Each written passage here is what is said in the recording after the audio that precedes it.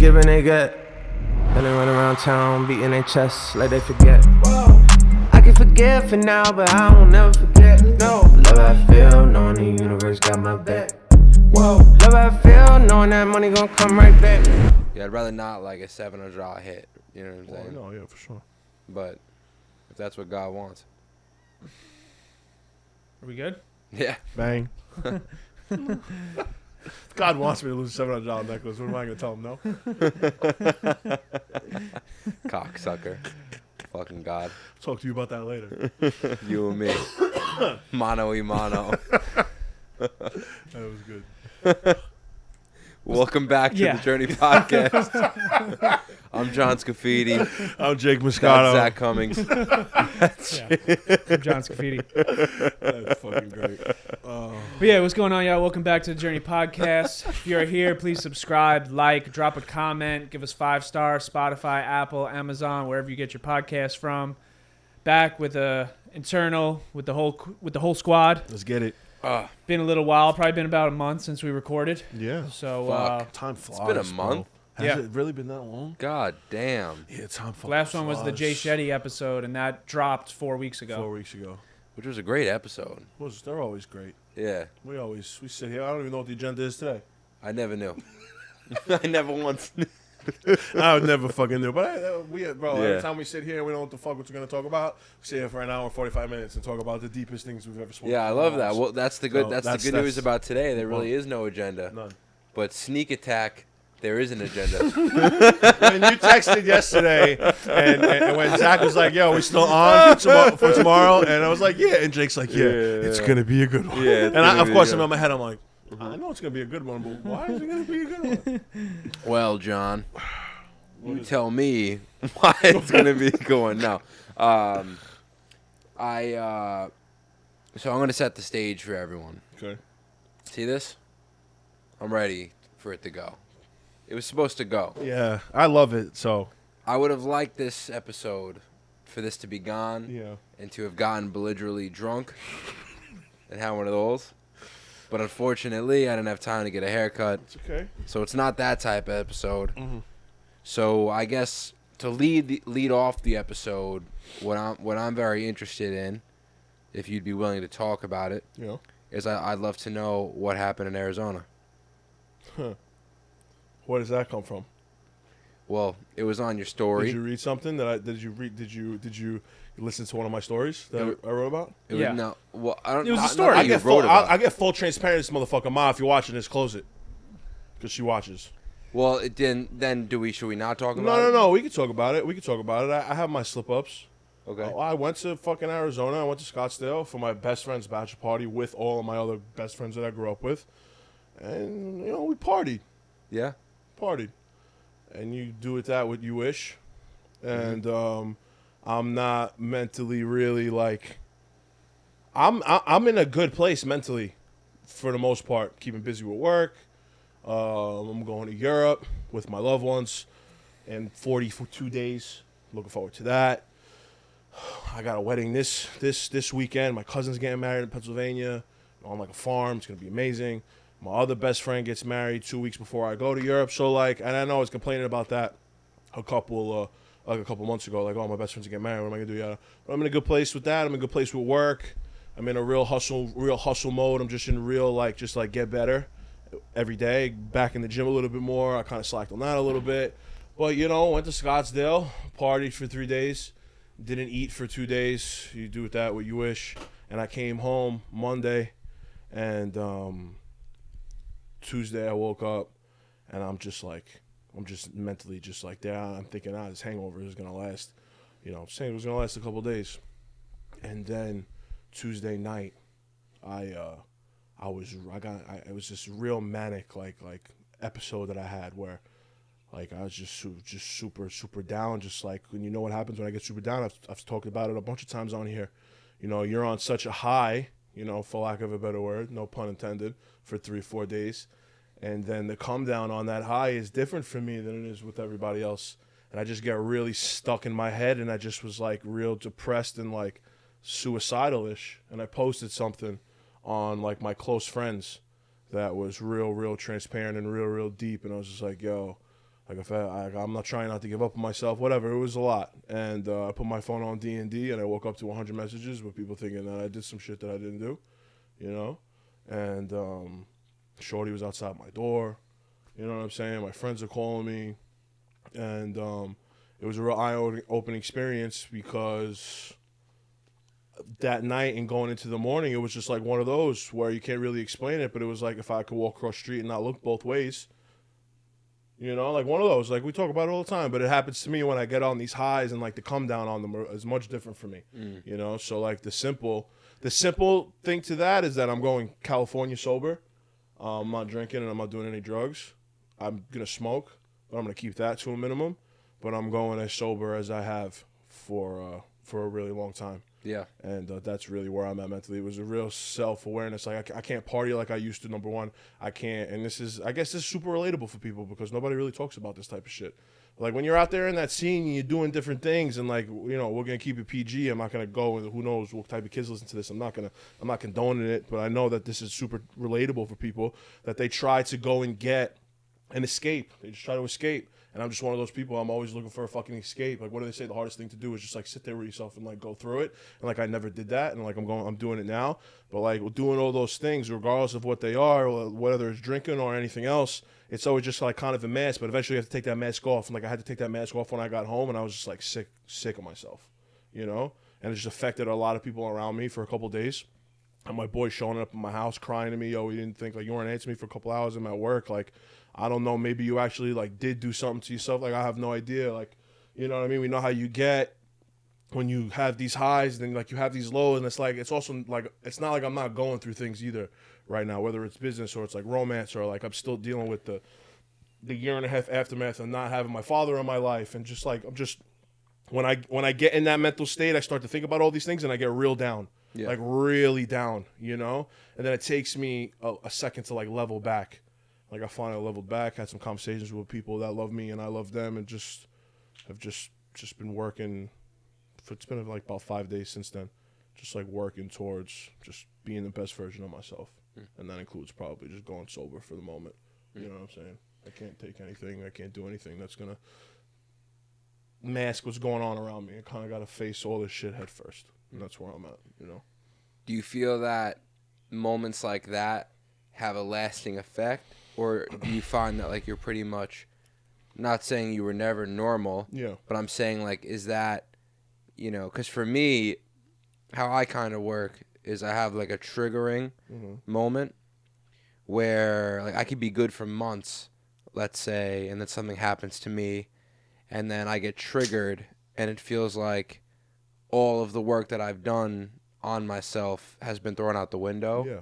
Do you feel like that, or do you feel like you still have some floor to stand on? No, I feel like I have some floor to stand on because I know what I have to do to like kind of snap out of that. Like I know when I'm not doing the work. Like you know when you're not doing the work, you know when you are doing the work. When I am doing the work, I'm going to the gym every other day. I'm going to my office every day. I'm in constant contact with my assistant. I'm in constant contact with my family and my friends. And I'm leaving the house at a proper time. I'm going to sleep at a proper time. I'm doing a bunch of things. And then I know when now I can kind of catch myself what the triggers are. I don't know. Sometimes you just like develop them in your head. Sometimes you just go off and you just start thinking about all this other shit, and like those are triggers, and I am able to recognize those and kind of like snap out of it and be like, no, you shouldn't be obsessing over that. Like I saw a quote today. It's so funny that said, when you are so like hocked up on something, like when you're so hocked up on a problem, or you just keep on overthinking about a problem, you are giving that problem power. Yeah. Right. I just catch myself thinking about some of the things that went wrong with either people or jobs or even myself, and then those things kind of just fucking bring me down. Yeah. And I know how to get out of that down. How to get out of that down is just like keep moving. You know what I'm saying? Go to the gym and like do those things. So I always have that floor to stand on. I just have to like take the ladder up to it and stand on it. Right. And sometimes I just don't go up the ladder. Right. And I just catch myself just like leaving a bed at the ladder and just laying there like, all right, at least I know the ladder's there and I know what I have to do, but I don't feel like doing it right now. And now where I'm at, about to be 30 years old, having dealt with these highs and lows of this life for 5 years now, I know my little ticks and my triggers and shit like that, and I have to be better at like getting a grip of them. And like this past weekend was a really good way for me to hopefully it was the last time, You know what I'm saying? Because I could really just dial in on what doesn't work for me. You know what I'm saying? Yeah. It's not easy, but I deal with it on a day-to-day basis. And I talk to people who also deal with the shit on a day-to-day basis. Sometimes you don't have an explanation. Like, yo, why are you down? I don't know. Maybe I don't know. But I could recognize it, grab a hold of it, and do the things that I know that are going to snap me out of it. Whether it's being around my people, or whether it's fucking just going to get a walk, or like waking up and not with your phone and going to get sunlight, and like doing all these things, or meditating before bed, or praying before bed, or doing any of those things. Like, I've done those things and I haven't done those things, and I know that I'm much better when I'm doing them when I'm not doing them. So when I sit there and I'm like, I don't want to do this, or I feel some type of way about it, and I don't do it, I recognize it in hindsight that that's not the way to go, and now I'm not trying to recognize it in hindsight no more. I'm trying to recognize it in the moment. Yeah. You know, and that's where I'm at. And the first part of that stays with me, staying as sober as I can, whether it's regardless of what it is. Even smoking. Like, I'm not smoking during the day anymore, maybe just before bed to, like, get some sleep. Yeah. You know, just not foggying up my brain and where I'm at. Just kind of just, like, facing shit head on and just being better. Because then I also went on a rant about this the other day, about how you're not, like, going to get what you want if you just wallow yourself in self-pity. You just feel bad for yourself all the fucking time. You're like, oh, I didn't get this, or I failed at this, or I didn't do that, or I didn't do this, so fuck it, I'm not going to try no more. Like, nah, you didn't get that shit for a reason. Now just go better yourself. I promise that shit just comes to you. But if you're not bettering yourself, you're just going to sit there and wallow about it. Like, I've catch myself like that all the fucking time. Sometimes it's hard because you just physically just like, yo, I can't do this right now. But you gotta, and that's where I'm at. Is being very self-aware about who I am and what triggers me and what my emotions are and what I feel for and what I don't feel for. And, like, if I catch myself thinking about some shit that I shouldn't be, or if I catch myself thinking about some shit that I have no control over and wallowing in it, I stop that. You know what I mean? And I'm just like, yo, this is what we focus on right now. We're going to take this shit one day at a time, one project at a time. As far as work is concerned, I'm super overwhelmed with work right now. I've got a bunch of different things working because I didn't do it, so I'm playing catch-up. And I just take one thing at a fucking time. You know what I'm saying? One thing at a time. And that's where I'm at. I'm still working on it. But, yeah, to make that really long story short, I had a sick Manic episode when I got home because of the come down. And I didn't want to be here no more. And thank God I got people around me that love me, you know. And I was very good at hiding it. There was only a very select amount of people that knew. And then it kind of grew out to the rest of my influence. But it was maybe like 5-6 people that could see anything that I posted or see me act in some type of way. And it was so serious to the point where they started to reach out to people that didn't know about it. You know what I'm saying? And it made you maybe really start to feel selfish. I had a phone call yesterday. My boy called me. He was like, yo, I wanted to give you a couple days. I feel real guilty about not calling you, but I heard about that shit. I want to let you know my knot was in a fucking stomach for 2 weeks. We thought you lost you, bro. Like, the way you were talking, we thought your phone was on D&D. You didn't answer nobody for fucking 20 hours. Like, we didn't know what the fuck was going on with you. And we just want to let you know that, like, number one, you don't ever need to feel like that. We make jokes and shit like that all the time because y'all boys, but at the end of the day, if you ever need to talk about anything, no matter what it is, you don't ever need to feel like you don't want to be here no more because you can't, like, let that shit out. And of course, it was probably a chemical thing too because, again, not to go into it, but, like, you partying for 4 days. Of course, yeah. And me, I'm just not mentally fit to do that shit. To be like such a crazy dopamine drop for 3 days celebrating my best friend going to get married, right? And it's not an excuse, but, like, just partying for 3 days and then coming home, your body needs to level out at some point. And my level is fucking huge. Yeah.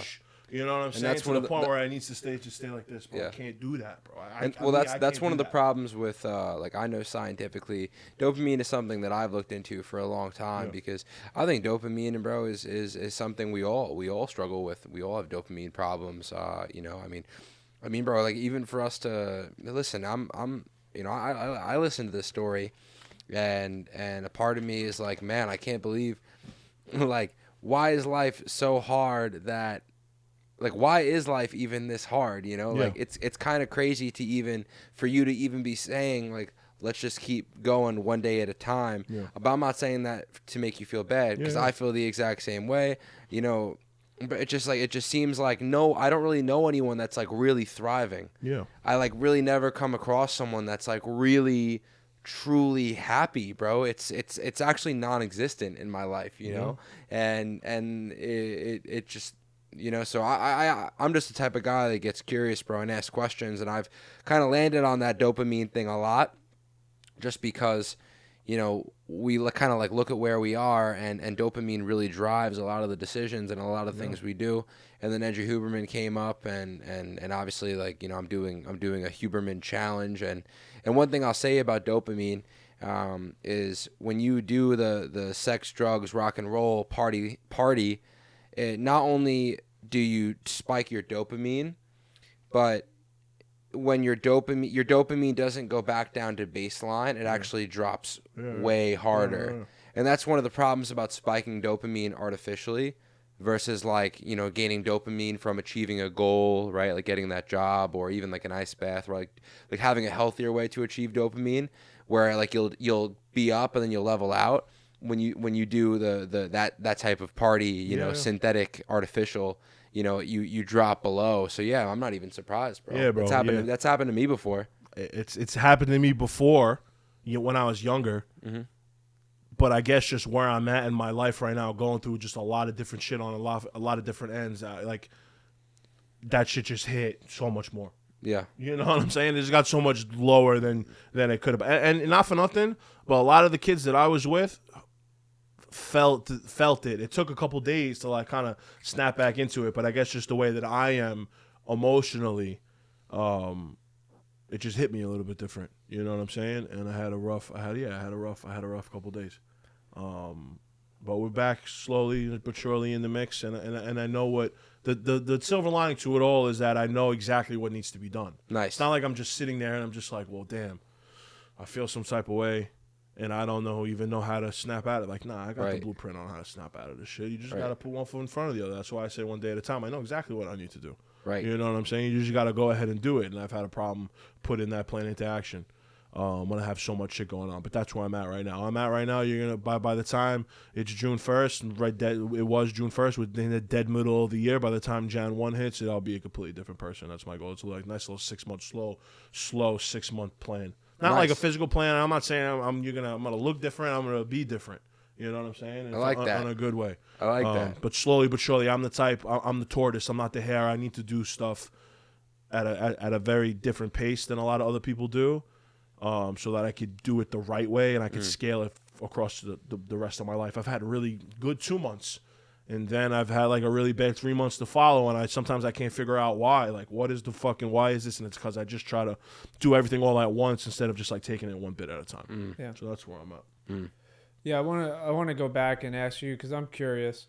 It always interests me, and not even in a good way, but like when you say you had suicidal thoughts. Yeah. You know, I always, because like, I mean, sure, I've been down. You know, I've had my days, whatever, mental.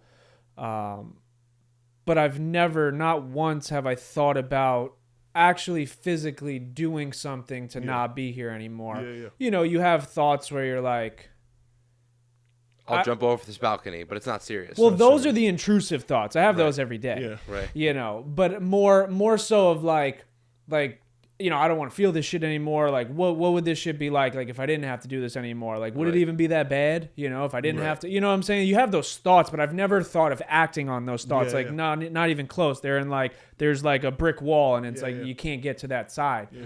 So for you, I mean, what is that like? Because I mean, we were talking about Chet Hanks. I was watching his pod, and he was talking about he had a gun barrel in his mouth, you know, screaming like, "Do it, you fucking pussy," and he couldn't do it.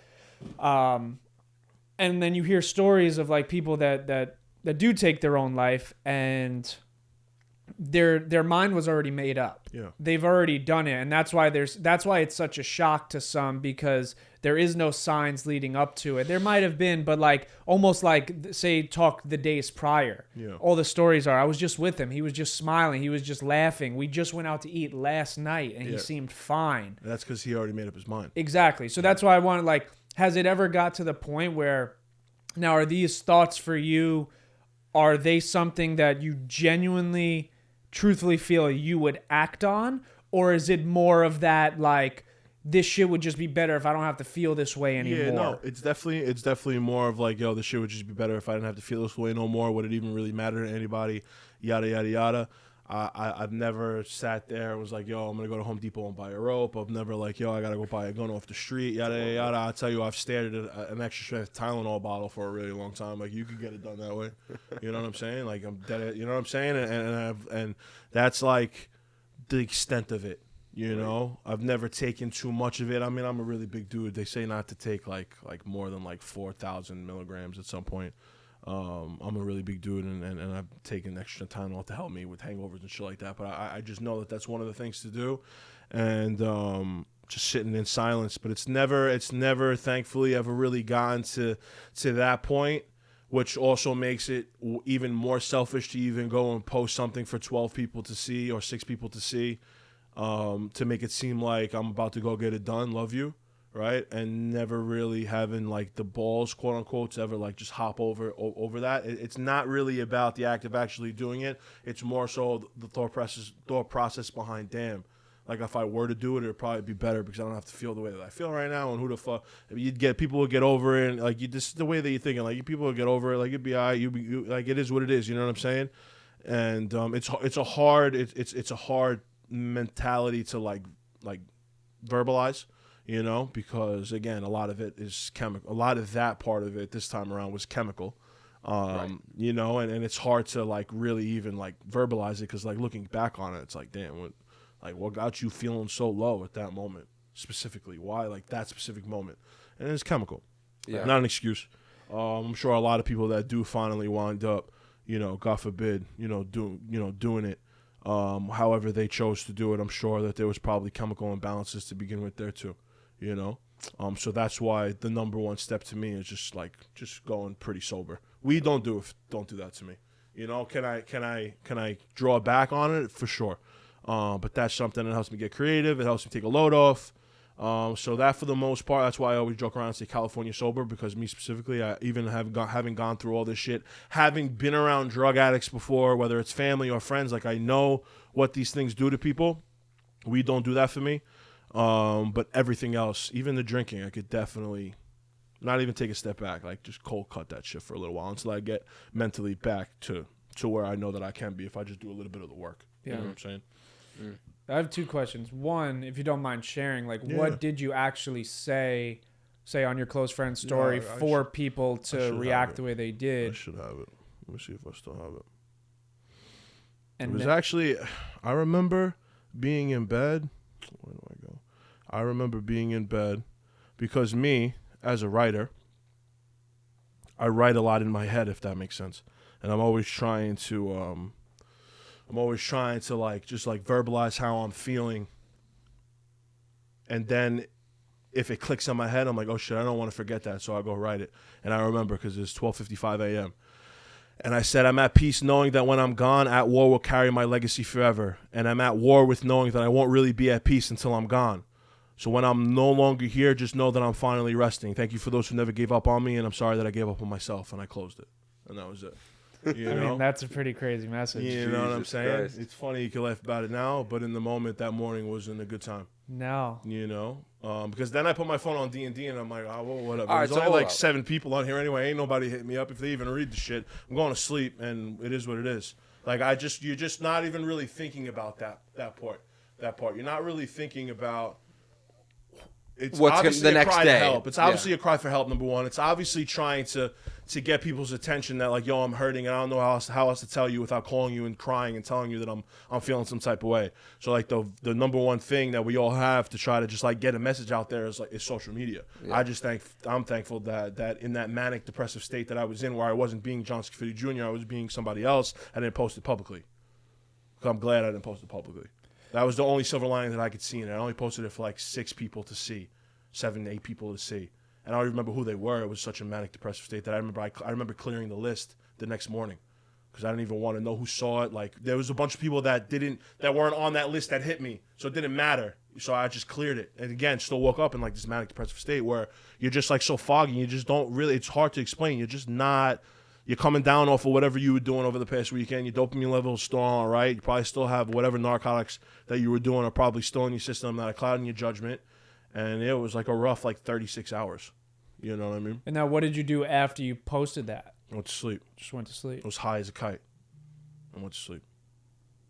not thinking about anything else. Not thinking. Put my phone on D&D. We're only like my mother and my assistant, Shorty, and somebody else could call me. And that's it. Yeah. And that's, you know what I'm saying? I get it, bro.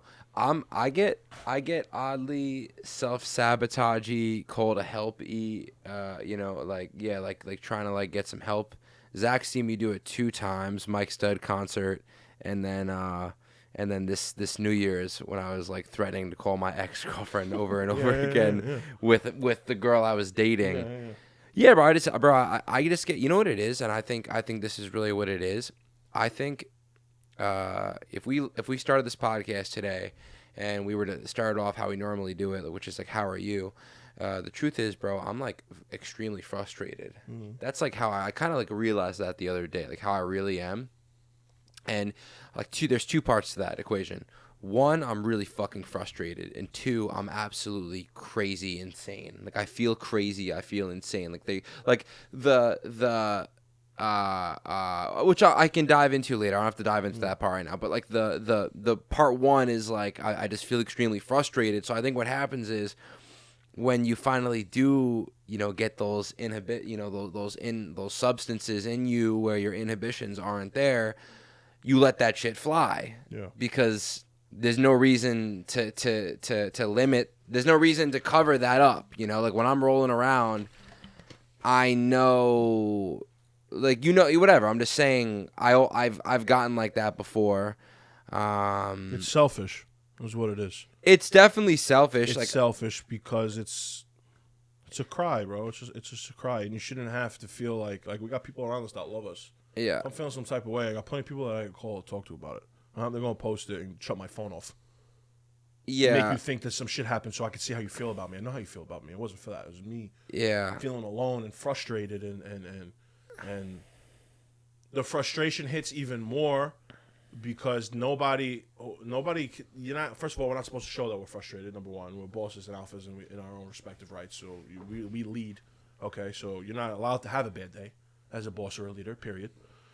And I remember feeling so guilty that day that Jackie called me. She was like, yo, I heard this, like, and in my head, she just started working for me again, took a couple weeks off, and she called me, and she's like, yo, like, you want to go to lunch? And I already knew what time it was. I knew somebody told her what it was. And I'm like, nah, I'm home. Like, Ozzy's about to come over, and Shorty's here already. So it's just like, no. She's like, all right, well, I'm just here for you, And I'm just sitting there thinking to myself, like, damn, like, that's one person that I could have called if I was feeling some type of way.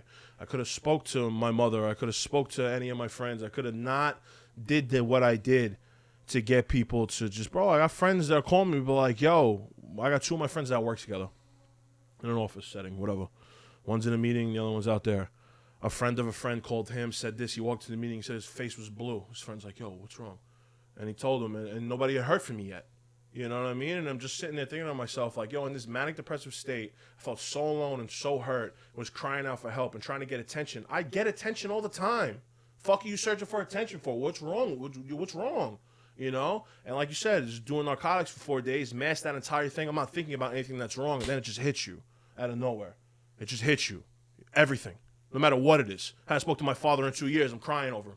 You know what I'm saying? Like, I kind of made a little bit of peace with that already, but in that moment, I was not at peace with it. Right now, I am. And again, the simple answer to that is just like, just not chemically inducing myself in anything. Period. Yeah. You know what I mean? And again, it's hard to verbalize, and some people might look at this and be like, what the fuck's this kid talking about? And you don't really know what it is until you experience that. And I don't hope anybody ever has to experience that. And then the second part to that is that I am batshit crazy, like, for sure. Yeah. I am batshit crazy for sure. I see things in a different way. Whether you want to call it, I have a different perspective on things, or I have a different vision on things. Whatever the case may be. One person looks at it as like crazy. One person looks at it like it's a genius. There's a fine line between the 2 of them. And I am both of those things probably to a bunch of separate different people. But in that moment, I was fucking manic. Yeah. And it's just hard to verbalize it. Mm-hmm. Yeah, and I mean, and my second question was, like, where do you think this comes from? Like, do you think, because I've never really dove into the science behind mental illness or mental, like faults in the brain and like chemical imbalances. Like, I don't know the science behind it, right? Yeah. But I know it's a thing, sure. And I have friends that deal with it and been like clinically diagnosed with bipolar and depression and stuff like that. And And I've always had my stance on the depression thing, and it's kind of like what you were talking about. And I mean, it almost proves to my point of like, you're someone that deals with it, and you're like, I know what I have to do, you know, and if I do these things, I feel better. Yeah. And like, that's like my whole stance. I'm sure like you feel that way too. Like when we just say like, you have to do something, you can't just stay in there. Yeah. But what do you think this is for you that has created all of this? Have you been this way since a kid? Has it developed over time? Do you feel like you have no control? Like, I feel like that's like friends that I have, they feel like they have no control over their actions or the way that they feel. They feel like there's nothing they can do to get out of that. Yeah. So like, where are you with that? Like, where do you think this whole conglomerate stemmed from to lead you to this point of like having those types of thoughts? Well, I would say I've been like this, just like kind of like depressed for a little while, ever since maybe like high school. And that kind of started where, and I've spoke about this before, and like not to regurgitate, but I was just always on the outside looking in on a lot of things as far as like what people liked, and like movies that people didn't like, or music that people didn't like. I just always had like a different perspective on a lot of things, right? And I think that works to my advantage now moving forward today.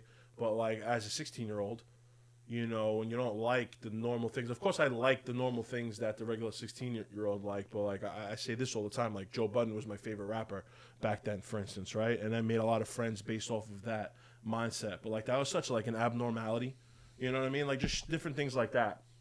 And as you slowly start to move forward in life and realize that your perspective is what makes you different, and what makes you different is what makes you you, right? And nobody is going to be you. You kind of like fall into yourself a little bit. And that's when I also found myself in my first relationship, right? And then that kind of, and a lot of it stems from romance too. And when I was good for about 2 years, like 2.5 years. And I think that bittersweetly, I started to train myself into thinking that I was only happy with somebody next to me, right? And like we broke up and I wasn't happy for like 2 years. And then I fell into another relationship and I was happy for like 4 years. And then I kind of fell out of that a little bit. And I didn't have anybody next to me, but this time it was my doing.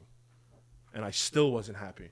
And then I was also working on this business and this dream that nobody believed in before, but now like half of those people that didn't believe, they believe now. And I'm working on this thing, but I still feel like I'm not doing enough. And slowly but surely, I still don't have anybody by my side. And then I met somebody else, and like then that didn't work. And then I got back with my ex, and then that didn't work. And then we're trying to work things out. And I'm starting to realize that, again, I trained myself to think that I could only be happy with somebody next to me. And that started when I was 16, 17, 18 years old. And now I'm here.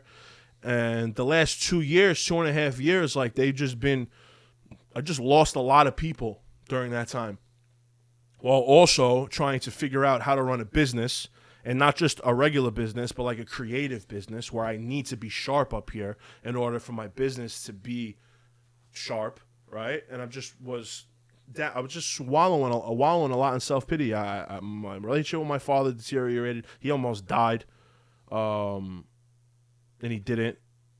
And I tried to strengthen that relationship while he was in the hospital, and that didn't really work out, because when he got out, I felt like he owed me something, like an apology for all the shit that happened, and he never did, and we just never fell back into each other. So now off the rip, I don't have the alpha male role model in my life no more. Not that he was this perfect person, but like you need that masculinity in your life as a man, and I didn't have that. I was that for myself. And then I didn't have a girlfriend no more, and I was trying to find what I thought that wasn't with her and other people, and I just was like super down on myself. My business, the economy started to go down a little bit, and my business started to go down a little bit, and I couldn't figure out if it was because I wasn't doing things right, or if I wasn't sharp enough, or it was just a lot. There's just a lot of things going on, to the point where I wasn't doing enough work, inner work, physical work, whatever the fuck work, to like kind of snap out of that and push through. And eventually you just kind of get to the point where you just like become an accordion, and you just like fold, and you're just like, I don't want to do none of this shit no more, bro. Nothing's working. In my head, you think that you're doing enough. Really, you're not. But in your head, you're like, yo, I'm just so depleted that any energy that I do have right now, I'm giving to it, and it's not working. Yeah. But like, it's not enough though. You need to be at 100%. You need to deviate that 100% specifically, but when you're only working with 30 and you're taking all of that 30 and trying to put into, like, let's say your business or whatever, that other 70% that's depleted, like, it's supposed to be going elsewhere and it's not. Whether it's to yourself or whether it's to the people around you or whatever the case may be. And you just get to a point where you just want to give up. And not even just, like, give up in life and, do whatever, but give up business, give up this. And you start to second guess yourself. Yo, did I choose the right route? Like, you know what I'm saying? You just start to second guess yourself, and second guessing yourself as a creative who makes money on their opinion and their respective perspective is the worst place that you could be. It's the worst fucking place that you could be. I just saw Bryson Tiller talk about this on the Breakfast Club. He was like, yo, for 6 months I made dark music because that's where I was at. And then DJ Khaled asked him to do a verse on his album, and he was like, yo, I'm just not in a good headspace right now. And Khaled's response was, yo, take what you're dealing with and, like, put it into your music. And he's like, yo, no, you don't understand. I can't give you the best product that I could give you right now because I am really, really, really low. You know what I'm saying? And it's a very bittersweet thing about being a creative entrepreneur, for lack of better terms, because you need to be sharp up here because this is what's going to translate to your product and your medium, and that's what's going to make you money. And I was feeling it on all sides. I was down on all sides. I was down romantically. I was down with my family. I was down with my friends because I was comparing myself to them, about to get married and be 30 and have kids in a couple years and do this, that, and the third. And I'm like, yo, I just broke up with the girl that I was with for 6 years because I felt like I needed something else. Met somebody else. That didn't work. Tried to go back here. That didn't work. I was down bad across the board. That's why I cherish this so much. It's one of the only things I wasn't down bad about because I could bring my down badness and other people could relate to it, and now I feel better about it. But at the end of the day, I was still down bad. You know what I'm saying? And I'm just now, within very immediate future, within like a week or two, starting to get back up again, slowly but surely, and realize that, like, everything that I want is already mine, and everything that I need, it never left. And you just kind of got to find it, and you got to just figure out how to be happy with yourself and become the best version of you, and then everything else will fall into place. Instead of worrying about everything else before you're worrying about yourself. It's the hardest thing in the world to do when you're feeling down. Hardest thing in the world to feel when you're feeling down is to chip away at yourself and to break off all the dead ends and shit like that, because you just don't feel worthy. You feel like your entire body is a dead end, and it's not. It's not. You just kind of got to chisel away, and that's where I'm at now. And I know that when they say everything is for a reason, and you're in this storm, and all you have is a fucking umbrella, and you don't think that you're gonna make it through, and you're like, why would God put me through this shit? And the answer to it is because you weren't doing enough, and he had to push you. And the only way to push you is to really put you through the mud to show you, like, if you don't ever want to go through this shit again, this is what you have to do. Get out of it and keep doing those things so you never get back there. And that's where I'm at right now. Yeah. So, and it's good that it happened to me, I guess, at 29 than at fucking 50. You know what I'm saying? So it's hard, but that's where I'm at. Well, my question to you is, you could have incarnated in any body. I'm not even sure that I don't believe in incarnating as a frog. That's how far out I get sometimes. I think that sometimes, one of my beliefs is that we've been everyone and everything at least once. I don't know if I fully rock with that, but I'm just saying sometimes I get a little out there. I get it. So I guess, like, kind of what I'm getting at here is, you could have been a dude from Kansas. You could have been a fisherman into Antarctica. You know what I'm saying? Mm-hmm. You could have just had a nice, regular, easy, chilled out life. Yep. Maybe like you were a farmer in, like, Italy or something. No social media, no clothing brand. Yeah. Why do you think that this is the life that you're living right now? Oh, yo, listen. I could flip all that shit that I just said and say, yo, I know that I'm different. Like, from a mentality perspective, I know that I see things different. I know that I can find beauty in this fucking wooden wall right here. You know what I'm saying? I know that, and I think it's a very difficult life to find beauty in everything, because with beauty always comes, like, ugly and pain, and you see both of them. It's like putting on these glasses and thinking that you're only going to see the beauty in things. No, if you see the beauty in things, not everything is just beautiful. There's a reason why. It's like getting a tattoo and thinking the tattoo is beautiful. I'm like, oh, wow, the tattoo is beautiful. Yeah, you know how much hurt it took for me to get this motherfucker? Also, you know what I'm saying? Jordan Peterson says you can only feel as much love as you can feel pain. So if you've experienced this tremendous amount of beauty, right, then you can also experience this insane amount of hell. Just as much beauty. Yeah. Just as much hell as, you know what I'm saying? But I guess to really answer your question as to why I am who I am and things have happened the way that they've happened, really it's because and it's not to like blow smoke. I just want to be a voice for everybody that does feel like this. Because again, I've had people comment on my shit before and be like, yeah, well, it's so easy for you to go and be emotional and transparent and be a bitch on camera because you're 6'5" and 330. You know, and I'm like, damn, I never looked at it from that perspective, because at the end of the day, I am very secure of myself in the sense that, like, yo, just because I could have shed tears at any moment during this interview, and I had, you know what I'm saying, that don't make me no less of a man. You know, I'm very, very secure on that. I do not give a fuck what any other man is going to look at me when I talk about the shit that I talk about. Like the first clip that I ever had with you guys was me talking about women and how they see somebody that's 6'5" and 300, and when you get into a relationship, a romantic relationship with this person, you thinking that you're going to get somebody that you're not going to get. I don't give a fuck. That's just who I am. I think that duality is what makes me special, not for nothing. And that's really what helps ground me and realize that all the things that I've gone through, I think that it's because it's just to help other people understand that we all go through this shit, and it always ties back to our war. I have conversations with my friends all the time. We're like, yo, you know, everybody is dealing with something. Everybody is battling something, yada, yada. And I don't know if they realize it while we're having a conversation. And I don't say it because this is not just a brand to me. This is a life, and these conversations are proof. You don't have to say we're all at war with something to understand that we're all at war with something. Mm-hmm. You know, we're all battling and dealing with something. And the fact that that is the umbrella statement for everything else that happens makes me understand that I am on the right path, whatever that path might be. So if it's raining on this path right now, right, I asked for growth and God gave me rain.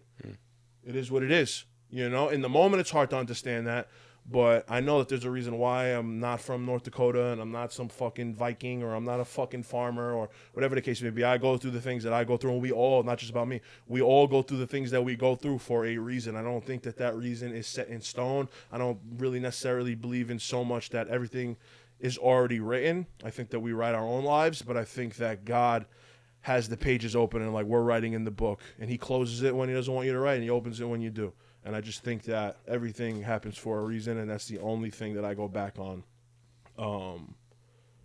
to understand, that to make me feel a little bit better about the route that I chose. Okay, and then I also have Zach in the back of my head telling us that we chose this shit. I remember that episode like it was yesterday. Me and you sitting there talking about how, yo, damn, like, why is this shit like this? Like, why is this shit so hard? Yada, yada. And Zach's there playing devil's advocate. He goes, well, we asked for this shit. You want to go fucking back and work in a restaurant? Go ahead. Right. Go ahead. No, ain't nobody stopping you. I live across the street from the restaurant I worked in 10 years. Go back. Just nobody's stopping you, bro. And I'm talking to myself saying that. We do this shit for a reason. You know what I mean? And that's the only thing that kind of like snatches you back into it for a moment when I'm feeling down. Like, damn, why did I choose this route? Or why did this route choose me? Yep. You know? Yeah, Hormozi has like a really cool take on that of if you wanted to, like, he was like, if you wanted to create someone, right? If you wanted to teach them patience, he's like, would you give them everything they wanted right away? He's like, no, you'd probably put them through a lot of hard shit. You'd probably make them work for stuff, right? Yeah. He said, you know, if you wanted to teach someone discipline, you know, would you allow them to just be okay with having shitty habits and doing this and that, right? And he's talking about creating this beast of a human being, of a successful person. And if you were creating the player, right, and there was a storyline, you would have to make them go through certain things to build these attributes. But like, we don't see that because I think we're very impatient, just as humans, and especially as entrepreneurs, and especially in the social media era, we're very impatient with what we want in our timeline. And it's very hard, you know, because especially like when you, like you said, like you do believe in yourself, and you are like ingrained in the idea of that it's going to work out, but you just don't know when. It's hard to do the day-to-day shit, and then when you don't see that growth, especially when you are putting in the work. But that's why I always go back to that clip that I saw. That's one of his most memorable clips for me, because he was just talking about creating like this successful human being, and he's like, what would you put them through to be the person that you wanted? You wouldn't hand them shit. You wouldn't allow them to skate by easily, right? You would have to, they'd have to endure a lot of pain to get to that threshold. So I mean, I think that's what it is, you know, for all of us and stuff like that. Put ourselves through that. Yeah. You know, and that's hard to do, but 100%. Well, fuck, brother. Huh? That's something. It's life is gonna life, bro. Life is gonna life, and it's what you do with what you're given. That it does. That's the most important thing. You know what I'm saying? I had a thought, which I said before. I guess I'll go into now, which I like to re-bring up on another pod. Okay. When this beard is off my motherfucking face, so I can make a clip out of it. But I basically just wanted to say, like, my life got a lot better when I realized that I'm fucking insane. I could think about Hitler, the Jews, porn, sex. I could think about fucking I could think about blood. I'm insane. Like, I kind of realized that the other day. Like, wow, I'm clinically insane. Yeah. I really truthfully believe. I don't truthfully believe, like, you put me in a straitjacket. No. But, like, I believe that if I tried to not be insane, I would end up having to, like, be the straitjacket guy one day. Yeah. You know, just because, bro, I'm just, like, so, like, the things, again, the thing, I mean, how could you not feel insane when we live lives that majority of people don't live? But then it's like, who's really insane? Are we insane for being different, or is everybody else brainwashed for kind of falling in line? But, you know, I just had like this, like just the level of that was like, my life got a lot better when I realized that I was absolutely insane and stopped trying not to be. You know, I just, like, for whatever reason, I really love that, because now I'm almost like embracing it. You know, I'm like embracing, like, when a negative thought comes up, I'm almost like, delicious. You know, like, I'm like literally reverse psychologying my mind. Yeah. Like, when my mind brings up something that would have normally got me down, you know, like, hey, I haven't talked to my dad in 2 years. Yum, yum, yum. Yum. I'm literally doing that in my head, like, all day. Like, it sounds really fucking, it's insane. And I'm like, okay with it. If you judge me, if you're listening, I'm okay, because I'm like taking all these things, bro, that like normally freak me out. Why did I think about that? Why am I imagining this person naked? Why can I not stop having sex with my girlfriend 7 times a day? Why do I wake up late? Why do I? And I'm like, oh, it's because I'm fucking insane. That's why I'm realizing now, like, this is why I do all the things that I do. And I'm starting to feel really good, because I don't want to fucking change them anymore. And bro, like, there was all this time invested into, like, not trying to be me. I think that's the misconception about being yourself, is like, bro, being you isn't all fucking sunshines and rainbows. Like, a big part of being yourself is being weird. And I think that I just got societally, I was feeling this pressure. Like, I don't feel like I need to fall in line in my career, but then why do I feel like I need to fall in line with my personality and the things that I like and my interests? Like, no, like, I'm a weird fucking person, but I'm a unique fucking person, and those types of people, they make movies about. So, like, let me double down on being me, bro. And now my life is getting a lot better, bro, because I'm just like, you know, I don't know. I mean, it's all like, it's I mean, I don't know, man. Even in your circumstance, you know, it's just like, it's just kind of just like let things be. You know, and not try to force things anymore, and that's just being yourself. Yeah, and like not feel like, even like, don't get like, even like if you have that like manic depressive state, like to not even get too down on it, like, because it's like, bro, like that was how you were fucking. That's how I was feeling. That was how you were fucking feeling, and then a big part of you in that state was probably rejecting a lot of the way you were feeling, and you know, you wanted it to maybe stop, but like, imagine, you know, like a new take where like you're feeling away, and not only do you not care if you're feeling the way, you can almost invite it in. Like, I think that's a big part of spirituality, is like, you have all these negative feelings and things about you that you don't like, but you know, you like that which you resist persists. So if you know, like, if someone comes knocking on your door and you don't want them there, they're not gonna fucking leave. So you know what you should do instead? Invite them in. I'm at the point now with my problems and my fears, bro, come inside, sit down, have some coffee, let's smoke a cigarette, let's talk. But at the end of the night, you gotta fucking go. You know? But that's why, bro, that's why a lot of problems persist in people's heads, is because we're so afraid of them. And you don't realize that fear is the opposite of love. So it acts just like love. And when you're in love with something, you attract something. So when you're afraid of something, guess what happens? That thing just comes running right to you, and it attaches on you like the Venom costume, you know, like the freaking parasite that it is. Fear is a parasite, bro. And if you spend time going, it's gonna sense it. Yeah, it's gonna feed off of it. So now you got to get to a place where like, all right, what does that mean? And it's like, well, maybe it's time to stop being a fucking afraid, or maybe it's time to accept my fear. And again, just invite it in and yeah, I know I went off on a really big tangent there, but the whole point of the tangent is to say I'm fucking crazy, bro. You know, that's what I do. I go off on weird tangents. It doesn't make any sense. I fucking walk barefoot. I drive a motorcycle. I run a marathon, 27 miles for no absolute reason. There's no medal involved. I fucking have this girlfriend who's 10 years older than me, and I was dating this British girl before that, and a Russian girl before that, and a French girl before that, and I was in Miami, and I filmed, and I'm just like at the point now where I'm like, good. That's me. That's who you, You know? No, and it feels good. Yeah, I mean, you brought up a point where you were like, are we insane for doing something different, or is everyone else just like brainwashed by this and that? And I don't know, the first thing that clicked in my head, but it's weird for say the brainwashed people, right, to talk shit about someone who's trying to do something outside of the norm, but they haven't made it yet, because that happens a lot.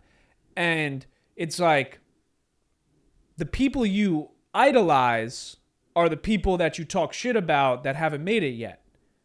Like, think about it. Like, you guys fanboy over artists and athletes and people that went against the grain to do something, but because you didn't see their time of their life where they weren't that person, you don't judge them, but you're so quick to judge someone that is trying to do that with their life. You know, I think a lot of people, it's ironic that we think about how much just shit, like the reason these people are famous is because of the people that support them, you know? Like, yes, they're great at what they do, but they wouldn't be anything without their supporters, the people that buy their clothing, the songs, the fucking go show up to the games, you know? But those are the same people that are just so quick to call someone crazy, call someone an idiot, call someone stupid for trying to do something because they were too afraid to go and do that. 100%. 100,000%. And that right there is a battle that people like us have to deal with, because there are a lot more naysayers in the beginning than there are people who are rooting for you, you know? And being able to be so in tune with yourself and confident in yourself in a way that you kind of just like push those people that don't believe. I sometimes I appreciate the people who let's say don't like some of the stuff that I'm doing, like whether it's content or whether it's clothing. You know, you can't appease everybody. When you try to appease everybody, you appease nobody, you know? And I think that there's a very fine line between the people that love what you do and the people that hate what you do, regardless of what it is. And I think that you wouldn't, and when I say you, I just mean anybody that does the shit that we do in their own right successfully. I think that the people that love what you do and I think the people that hate what you do both have a very, very integral 50-50 part to your success, whatever that is. Because the people that don't like what you do, well, you weren't making it for them. So now at least you were able to weed the two away. And the people who love what you do, you get to really dial in and focus on them and really, really like pick your niche and whatever that niche is and just hammer it. You know what I mean? And I think it's important. I think it's hard for creative entrepreneurs, influencers, whatever you want to call, designer, whatever it is. I think it's hard to, in the beginning, to take in hate, let's just say, right? I think it's hard to separate between the two because a lot of people, they don't have proof of concept yet. So in the beginning, if there's a 50-50 in the people that love your shit and people that hate your shit, you're probably going to focus more on the people that hate your shit than the people that love your shit because you don't have no proof of concept yet. But you need to just believe in your perspective, and eventually that shit will just all fall into place. But the two sides to the coin are what make the coin a coin. If a quarter had heads and heads, it wouldn't really have as much value. You know what I'm saying? And bro, at the end of the day, you know, I like what you did before. How we're kind of sitting here grilling you, not grilling you, but asking you questions. Yeah. In a way, it's almost like an interrogation in a sense. Not like I didn't even know what you said. I was just more whatever. I'm just saying No, I get it. you were in the hot seat, but then you switched it, and you were like, this is how I took it. I don't even say this, but like basically like to me, you were like, make no fucking mistake, motherfucker.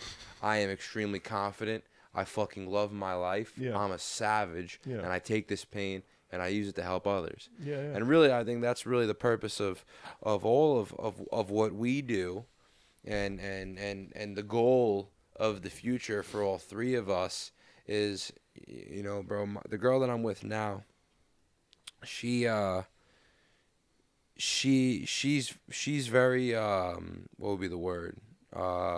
She's also a writer, and sometimes she says like this really poetic shit. And she said to me the other day, she's like, I think the best thing about you is you give people a permission slip to be themselves. Love that. And I just love that, bro. I love that take because, you know, in terms of being myself, I've always been really, really good at it. You know, I never really had an issue with that. Like, you know, I never really had an issue with purpose because, you know, it just seems like it's like second nature to me. And I know that that's not easy for a lot of people, and I think that's the goal now for the three of us. Really, is to almost be like a case study for following your dreams. For sure. Because a lot of people don't, bro. Like they don't. Like you just don't really see it often, man. Like, bro, a lot of like, I don't know, man. Like also, like a lot of like come up. The problem with a lot of like coming up is a lot of it like really isn't that relatable, you know. But like I don't know, with three of us seem like pretty fucking average, normal Joes. 100%. That's the cool thing about Sean Strickland. He was saying he's like the people's fighter. Yeah. He's like, I don't fucking care about money. He's like, I just want to sit in a bar and complain about Biden like the rest of us. You know what I'm saying? I mean, I'm not saying I'm sitting in a bar complaining about Biden, but I'm just saying like we all in a sense are like kind of, you know, like regular fucking guys, you know, and I, you know, I the goal, you know, when we make it, I guess we'll just try to, that's our message really. We're not gonna be the life coaches of, hey, live this way, live that way, but like, hey, like you see us, and you know, I think that'll impact people's lives just by watching us be who we are. Yeah.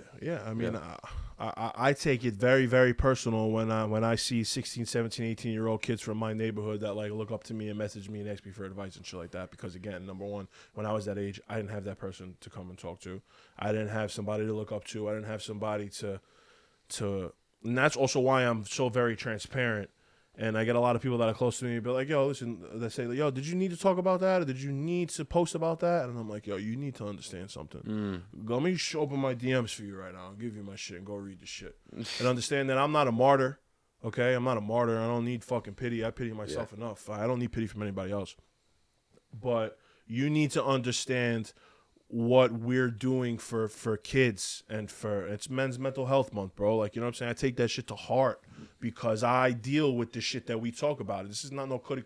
That's why I take At War so personal, because I could have had this idea that everybody's at war with something and started a brand about it. No, I had this idea that everybody's at war with something because I was at war with something, and I just put it into, I put my pain into whatever the fuck, you know what I mean?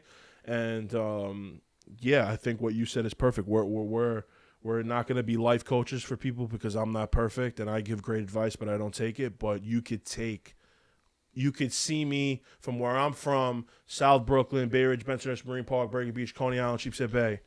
And if you're a 16 to 18-year-old kid who's got parents that work regular 9-to-5s and have aunts and uncles that have worked regular 9-to-5s and never seen a marriage work out and never seen anything work out, never seen nobody start their own business, not yada, yada, yada, talking about me, this is me. I had all those things, and I started my own business, and I'm working on making it successful, and you can too. You don't need to go the cookie cutter route. You can if you want, but you don't need to. And if I could be that role model, per se, for you, because I'm out in the open about my mental health struggles, I'm out in the open about how I do believe in myself, but that sometimes I get down, I'm out in the open about how everybody puts me up on a pedestal, and sometimes I want to kick out from underneath it. You know what I'm saying? And I want you to look at me And that's my purpose. Besides feeding my family and starting a family and getting married and making everybody around me feel seen and whole, I want to make the people that I don't see, but that they see me, I want to make them feel whole through everything that we're doing. And that's like my number one purpose, especially for where I'm from, but just in general. You know what I mean? Because again, I used to tell people this all the time. One of the fucking things that used to irk the shit out of me, bro. And you probably used to be written all over my face that when I used to work in the restaurant, if I had $1 for every fucking 55-year-old man or woman that would come up to me and say, yo, what position did you play in football? And I never put on pads in my life. And you just think I'm physical because I'm 6'5" and 330. I can't go make a living using the, like, you know what I'm saying?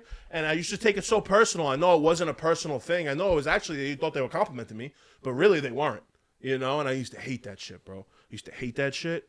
And that's why I don't judge a book by its cover, and that's why I could understand, I could resonate with all that different types of shit.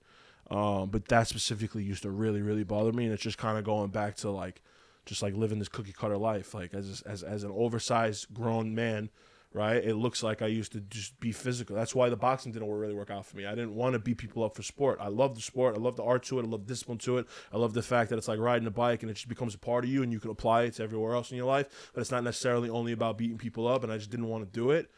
And I'm like an oxymoron. You know what I'm saying? And like just having conversations with people, the first thing, like as a waiter, you pull up to the table and you're being friendly. And it's like, yeah, what fucking position did you play in college? Right. I didn't go to college. You know what I mean? I used to hate it. And it probably used to be written all over my face, but like, you know, like as a waiter, you just got to be that person. But I used to laugh it off. Nah, it's fun. I used to tell people all the time, nah, yo, listen, if I used to play football in college, I wouldn't even be here. You would have never met me. Right. I'd be in fucking CFL, the NFL somewhere. You know what I'm saying? So I'm like, that's how I used to just like throw it off. But in the back of my head, it used to really irk me. That you used to just look at me and just think that that's all I could have been because of my size. You didn't even get a chance to know me. Do you feel that you did boxing to combat that? Yeah. Did you feel like you had to feel more aggressive or more masculine because of your size? Yeah. For what a lot of people don't, and not that I'm the biggest person there. So many. I've been around 6 people that are 6'8", and I get like just huge, larger than life people, right? I used to train with, shout out to Jerome Miller. I used to train. He's bigger than me, you know. But what a lot of people don't understand is the mindset, and this is really why my father taught me how to throw my hands. The goal was never to go be a professional fighter in the beginning. My father just wanted me to be able to protect myself because he knew that me being a good-looking white Italian kid from Brooklyn, wherever bar or club that I got into, where alcohol was flowing or narcotics were flowing, and people were gonna look at you and maybe be jealous, right? Or maybe not even jealous, just like that's the biggest dude in the room, and I'm about to go prove myself on him no matter what. Just because he's the biggest dude in the room. It's like when they say when you go to prison, when you walk into that motherfucker, go punch the biggest motherfucker in the face so you know that you're not the fuck with. That's the prison. But you're talking about, this shit has happened to me a lot of times in bars and clubs. And thank God my father has taught me to defend myself. And I was able to like either diffuse the situation and be like, yo, really, what the fuck are you talking about? Or get it on and it is what it is. But I used to deal with that, always feeling like I just had a target on my back because I used to hang out around rowdy kids, but I was never really a rowdy kid. But we get it. We can get it if you want. You know what I'm saying? But I don't want no problems. But we can get it if you want. And I used to always deal with that. And that's part of the reason why I probably also just felt like a little bit of a standout, because I didn't want to have that target on my back because I was just this big dude, right? And I want no problems. But at the end of the day, the problems just always seem to like find me physically. Yeah. You know what I mean? And I just started to realize that I just didn't have that Mike Tyson. I used to study Mike Tyson. I used to study Muhammad Ali because we used to fight similar. I used to like fighting, moving back with my hands up, playing on the defense because I knew I could take a punch and I could give it better than I could take it, right? But I used to fucking follow Mike Tyson because he's a fucking animal. And when I realized that I didn't have that animal in me, I was like, this shit is not for me. You have to be like that to be successful professionally in that sport. Boxing's not a sport that you do casually. You have to go in that motherfucker. You could die, bro. You feel me? Like, you could die in that shit.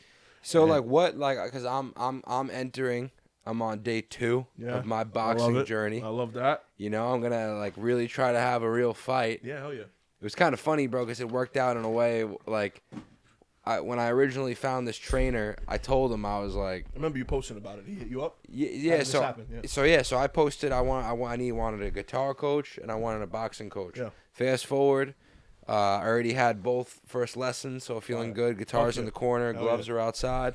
So feeling good, bro. Feeling the momentum. And with the boxing, it was funny because I told him, obviously as a YouTuber, there needs to be a big payoff at the end. So I knew the payoff for the boxing video was I couldn't just get good hands on a fucking on mitts or the bag. It's different when someone's standing. I had to get in the ring. So I told the guy yo, I want to get a fight, and maybe even thinking it could just be like a nice heavy spar in the gym. But now, this kid's taking it serious. Every time he was like, you're going to have a fight.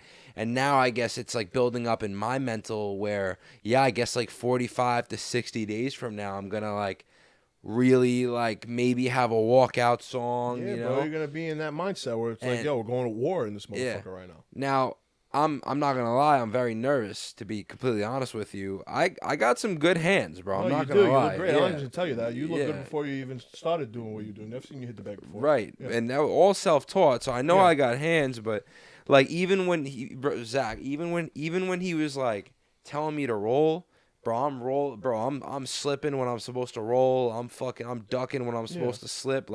And in a fight, you're getting punched in the fucking face, Yeah.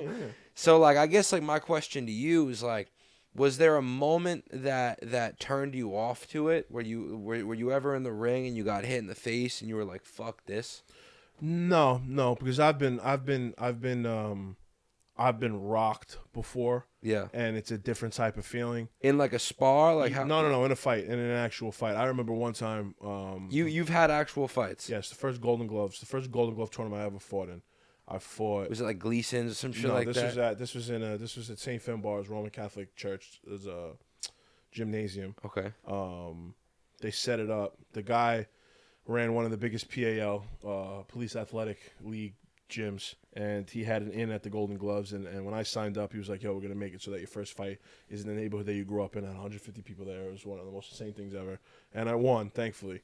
And the next fight that I had was in the hood at Zab Judah's gym in fucking Brownsville. They made it so that it was the last fight, let my nerves build up all the way up the entire fucking night. My father's like, yo, they did this shit on purpose. They put us last because this is not our home turf right now. We're the only fucking 5 white guys here, and we're about to fucking go to war. Yeah. So I'm in the back. I'm hitting the bag. I'm hitting the pads. I look sick. This kid walks in the back. He goes, oh, shit. He's talking about me. He's like, yo, this kid is nasty. The kid that he's fighting, I just watched him hit the gloves. That motherfucker is just Right, okay. I'm feeling good. We're about to go in this motherfucker and really get it going. And this motherfucker rocked me. I went in like that. I went in, hands down. I saw him wind up. I saw it, bro. I saw it in slow motion, him wind up. Boom, hit me right here. I went back like this. Man. I have a really good chin. I was just really big. I never went down.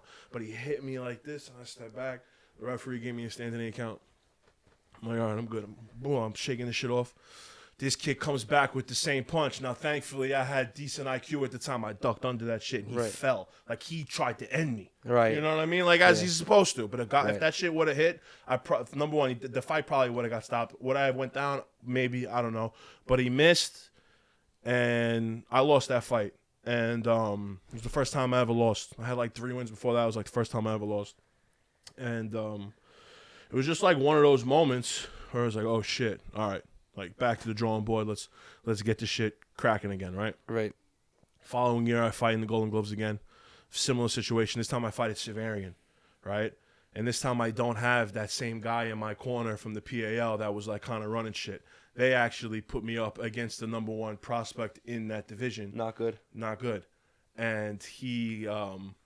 they gave it to him, and I really didn't think that he won.